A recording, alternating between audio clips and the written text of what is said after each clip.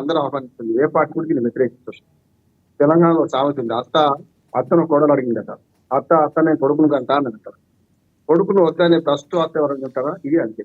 BC reservation ఎవరు వ్యతిరేకిస్తారు.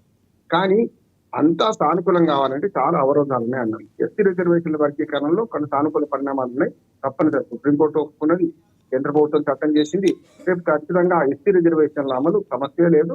కాంగ్రెస్ పార్టీని అభినందించాలి. ఎస్సీ మన వర్గీకరణ విషయంలో సమస్య లేదు. దాంట్లో కూడా కొన్ని పొరపాటు జరిగినాయని మనకు మందకృష్ణ మాది గారు పోయారు. ఏబిసిడి చేయమన్నా మేము 1, 2, 3 చేశారు.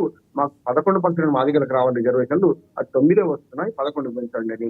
కాదు మొన్నటిదాకా మాకు 6 ఉండే మారాలంటున్నారు. 6 ఉండే దాని 5 కుదిరిచారు, మాకు 6 కావాలని ఇది జరుగుతున్నది. 3వ వర్గంగా 4 వర్గాలు చేయాలని చెప్పి ఒక మాట్లాడుతుంది. అయినా సరే ఉన్నంతలో ఎస్సీ రిజర్వేషన్ అమలు సాధ్యమే. నేను న్యాయవాదిగా చెప్తున్నాను, ఇది న్యాయ సమీక్ష నిలబడదు. ఎందుకు నిలబడదు అంటే, మొట్టమొదటిగా బీసీ రిజర్వేషన్ 42% పెంచుతాని కామారెడ్డి డిక్లరేషన్ ద్వారా చెప్పింది. కామారెడ్డి డిక్లరేషన్ నాడే చెప్పిన నేను, ఇది సాధ్యం కాదు. ఎందుకంటే 9వ షెడ్యూల్ చేర్చకుండా చట్టపరంగా అవరోధాలు చాలా ఉన్నాయి. సుప్రీంకోర్టు దేశవ్యాప్తంగా 50% సీలింగ్ పెట్టింది రిజర్వేషన్ దాటకుండా. అది కేసీఆర్ ఉన్న సాధ్యం కాదు, రేవంత్ రెడ్డి ఉన్న సాధ్యం కాదు అన్నారు. 2012లో రాజశేఖర్ గారు అప్పుడు లాస్ట్ హైకోర్టు ఏమన్నదంటే, ఈ ఒక్కసారి ఈ రిజర్వేషన్ ఎక్కువైనా సరే ఆమోదిస్తున్నాం అన్నారు. అప్పుడు స్థానిక ప్రభుత్వం రిజర్వేషన్ ఎంత ఉందండి? 60.5%. అంటే ఇంక్లూడింగ్ అన్ని రిజర్వేషన్ కలిసి. లేడీస్ కి అన్నిట్లా తెలుసగా ఉంటది. కానీ ఎస్సీ, ఎస్టీ, బీసీ కలిపి 60.5% రిజర్వేషన్ ఉంటాయి. అది ఆమోదించింది. కనుక ఒకేసారి ఇప్పుడు ఆమోదిస్తున్నాం, వచ్చేసారి చెల్లదని. అందుకనే కేసీఆర్ గారికి కూడా ఈ సమస్య ఎదురయ్యే ఆనాడు 34% ఉన్న బీసీ రిజర్వేషన్ 22, 23% తగ్గించాల్సి వస్తుంది. దాన్ని బదనం చేశారు అందరు కూడా. ఇప్పుడు నేను ఏమంటున్నానంటే, 23% ఇప్పుడు 42% చేయాలంటే ఇంకా 19% పెంచాలి. 19% రిజర్వేషన్ బీసీలకు పెరగాలంటే సుప్రీంకోర్టు 50% మించకుండా అన్ని రిజర్వేషన్లు ఉండాలి అన్నది కనుక ఇది సాధ్యం కాదు అంటున్నారు. ఎట్లా సాధ్యమవుతుంది? కేంద్ర ప్రభుత్వం చట్టం చేసి దాన్ని 9వ షెడ్యూల్లో పెడితే తమిళనాడులో 69% రిజర్వేషన్ ఉన్నాయి, సుమారు 70% దాకా రిజర్వేషన్ ఉన్నాయి. దాని సాధ్యమేమైంది? సుప్రీంకోర్టు కూడా జోక్యం చేసుకోకుండా దానికి అపరిమిత అధికారాలు ఇచ్చి మన షెడ్యూల్ 9లో చేస్తే సాధ్యమైంది. అది చేయాలంటే ఇప్పుడు కేంద్ర ప్రభుత్వం ఏమంటుంది, మీరు బీసీలను ముస్లిం బీసీలు, హిందూ బీసీలు చేశారు కనుక మేము 60% ఆమోదించేది చేసుకోమని బీజేపీ ఇప్పటికే కాలం పెట్టింది.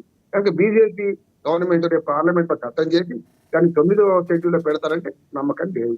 ఎందుకంటే బీజేపీ వ్యతిరేకిస్తున్న పాయింట్ ఏదైతుందో వ్యాలిడ్ పాయింట్ అంటారా, లేకపోతే రాజకీయ కోణంలోనే వ్యతిరేకిస్తుందా? ఏ విధంగా చూడొచ్చు అంటారు బీజేపీ ముస్లిం అనే పాయింట్? ఎందుకు వ్యాలిడ్ నేను చెప్తాను. ముస్లింలకు వ్యతిరేకంగా సమస్య ఏంటంటే, వీళ్ళు బెండాబేళ్ళని కలిపారు. అంటే రెండు ఏమైందంటే, ఈ మాట ఎందుకు అంటున్నానంటే, గతంలో ఇదే కాంగ్రెస్ పార్టీ 2012లో మనకు బీసీ మొత్తం జనగణన మొత్తం 2011లో దేశవ్యాప్తంగా చేసింది. కానీ అక్కడ 1.5% తప్పులు ఉన్నాయని దాన్ని వెల్లడించారు. నిజంగా చెప్పండి, జనాభా లెక్కల్లో వాటికి మంచి విప్లవాత్మకమైన చర్య కాంగ్రెస్ పార్టీ 2011కి. కానీ 1.5% తప్పులు ఉన్నాయని చెప్పి దేశవ్యాప్తంగా కులగణన ఆపేది. ఇప్పుడు కులగణన జరుగుతలేదా అంటే, ఎస్సీ ఎస్టీ జనాభా లెక్క జరుగుతున్నాయి. 1931 తర్వాత 31కి ముందే అప్పుడే బీసీ మిగతా అన్ని లెక్కలు అంటే ఓసీతో సహా ఏ కులాలని జనాభా లెక్కలు జరిగినాయి. 31 తర్వాత జరగలేదు. జరగకపోతే తర్వాత జరగలేదు అంటే మనకు ప్రతిసారి కూడా ఎస్సీ ఎస్టీ జనాభా లెక్కలు తీస్తున్నాం. తీసే లెక్క ప్రకారం మీకు రిజర్వేషన్లు, రాజకీయ రిజర్వేషన్లు ఏమో 22% దాటలేవు, 50% లెక్క ఉంది కనుక మనకు ఉద్యోగ రిజర్వేషన్ ఇప్పటికీ 15%. ఎస్టీలకు 15%, 6% ఎస్టీలకు ఉంది. కనుక ఉద్యోగ విద్యలో రిజర్వేషన్ ఏ రకంగా ఉంటాయి, రాజకీయంలో ఒక రిజర్వేషన్ వేరే రకంగా ఉంటాయి. ఇప్పుడు రాజకీయ రిజర్వేషన్కి వస్తే ఏమంటుందా అంటే, ఆనాడు ఏదైతే 2023లో 18లో ఎందుకు తగ్గించాల్సి వచ్చింది, 19లో జరిగిన ఎన్నికల్లో ఎందుకు తగ్గించాల్సి వచ్చింది అంటే 50% దాటకుండా వాళ్ళు ఇప్పుడు హామీ ఇచ్చినప్పుడే తప్పు చేసిన అంటున్నారు. 42% ఇస్తామనేది హామీ, తప్పుడు హామీ, సాధ్యం కాదు. ఎప్పుడు సాధ్యం అవుతుంది? ఇప్పుడు అసెంబ్లీలో పాస్ చేశారు కదా, పైకి వెళ్ళినప్పుడు అక్కడ సుప్రీంకోర్టు తీర్పును కాలరాయాలంటే, దాన్ని అధిగమించాలంటే పార్లమెంట్ చట్టం చేయాలి, దాని ప్రకారం 9వ షెడ్యూల్ చేర్చాలి. అది సాధ్యం కాదు. ఇక్కడ ఏమైంది, గతంలో 2014లో సకల మన జనులు సర్వే చేశారు.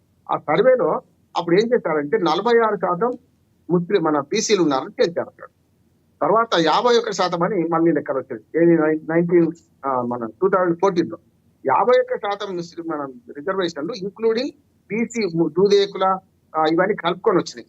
కానీ ఇప్పుడు ఏమైంది, వీళ్ళు పాపం అనవసరంగా ఓ ట్రాప్ లో పడ్డారు కాంగ్రెస్ వాళ్ళు. ఏంటంటే ఇప్పుడు 56% అయింది. ఈ 10 ముస్లింల పేరు మీద 10, 46% బీసీ రిజర్వేషన్, హిందూ బీసీలు అంటున్నారు. హిందూ బీసీలు ముస్లిం బీసీలను ఏరు చేయడం వల్ల వచ్చిన సమస్య. నిజంగా బీసీ జనాభా పెరిగింది, దాని ప్రకారం వాళ్ళు సమర్థించుకుంటారు. కానీ కాంగ్రెస్ పార్టీ 46% హిందూ బీసీలు అంటున్నారు, 10% ముస్లిం బీసీలు అంటున్నారు. కలిపి ఎంత అయింది? 56 అయింది కదా. గతంలో 51 ఉంటే ఇప్పుడు 56 అయింది. కానీ మిగతా వాళ్ళు ఏమంటున్నారు అంటే కాదు 56 ప్లస్ 5 కావాలి, మొత్తం 51 కావాలని అంటున్నారు, 61 కావాలని వీళ్ళు అంటున్నారు. ఇందులో వేరు చేయడం వల్ల వచ్చింది కదా. ఇంకోటి, ముస్లింలు ఇంతమంది బీసీలు ఉన్నారనే ప్రశ్న కూడా నేను వేస్తున్నా మొదటి నుంచి కూడా. అంటే ఓవైసీ లాంటి వాడు కూడా బీసీలు చేరినట్టు లెక్క. ఉన్న మొత్తం ముస్లింల జనాభానే 13%. ఇది తెలంగాణలో 13లో 10.5% బీసీలు ముస్లింలలో ఉన్నారంటే ఎవరు నమ్ముతారు? ఎట్లా నమ్ముతారు? అంటే చాలా మంది మేము అందరూ ఈ బీసీలను రాయించుకున్నాం, వాళ్ళ సర్టిఫికెట్ ఏం లేదు, దూదేకుల వాళ్ళకు ఉంటుంది. ముస్లింలలో మంగళి పని చేసే వాళ్ళు ఉంటారు, చాకరి పని చేసే వాళ్ళు ఉంటారు, వాళ్ళకు బీసీ సర్టిఫికేట్ ఉంటుంది. వాళ్ళకు కూడా బీసీ సర్టిఫికేట్ చూసి లెక్కలు చేస్తేనేమో ఈ లెక్క తప్పు లెక్క రాకపోతుండే. బీసీ సర్టిఫికేట్ లేకుండా ముస్లింలు మీరు ఎవరా నేను బీసీని అంటే రాస్తున్నారు. దానివల్ల వచ్చిన సమస్య. కనుక ఇప్పుడు రెండు కలిపితే ఏమైంది, పెండా బెల్లం రెండు కలిపితే ఏమైందంటే ఇప్పుడు రెండు ఎటు కాకుండా పాచిపోయింది అంటున్నాను. రైట్ రైట్ 40 మొత్తం బీసీ Right, మళ్ళీ Ramon. ముస్లింల కలపకుండా చూపించారు. రైట్. ఒకసారి కాంగ్రెస్ పార్టీ వర్షన్ తెలుసుకుందాం. ముస్లింలకి ఒక మాట సార్, అదే Yes, ముస్లింలను వేరు చేసుకుంటూ బీసీ లెక్కలు చేయడం వల్ల వచ్చిన సమస్య ఇది. ఇది ఇప్పటికి పరిష్కారం కాదు. 42% అనేది పార్టీ పరంగా ఇవ్వడం కూడా సాధ్యం కాదు. ఒకవేళ పార్టీ పరంగా ఇస్తే రేవంత్ రెడ్డి గారు అంటున్నారు, చాలా స్వాగతించడం. కానీ మిగతా పార్టీలు ఒక రేటుకి ఇచ్చింది అనుకోండి, ఇప్పుడు బీసీ రిజర్వేషన్ సీటు ఉంటేనే అందరు బీసీలనే పెడతాను. ఒక ఆయన బీసీలనే పెట్టి కాంగ్రెస్ పార్టీ, మిగతా పార్టీలు సర్వసంఘ పరిత్యాగులు కాదు కదా. బీజేపీ కానీ మన బీఆర్ఎస్ కానీ అక్కడ రెడ్డి నిలబెట్టారు అనుకోండి, ఆర్థికంగా ఉన్నవాడు గెలుస్తాడు, సామాజికంగా పైకి ఉన్నవాడు గెలుస్తాడు. అందుకనే ఇది కేవలం ఆట ఆడుతున్నారు తప్ప బీసీ రిజర్వేషన్లు ఇప్పుడు అమలు సాధ్యం కాదు ఈ ఎన్నికల్లో అంటున్నారు.